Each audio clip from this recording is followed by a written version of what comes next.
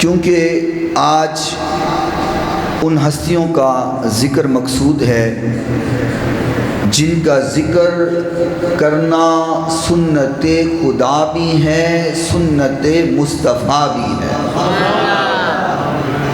ان کا ذکر کرنا سنت خدا بھی ہے اور سنت مصطفیٰ بھی ہے۔ اللہ نے قرآن میں ذکر کیا ہے، مصطفیٰ نے اپنے فرمان میں ذکر کیا ہے۔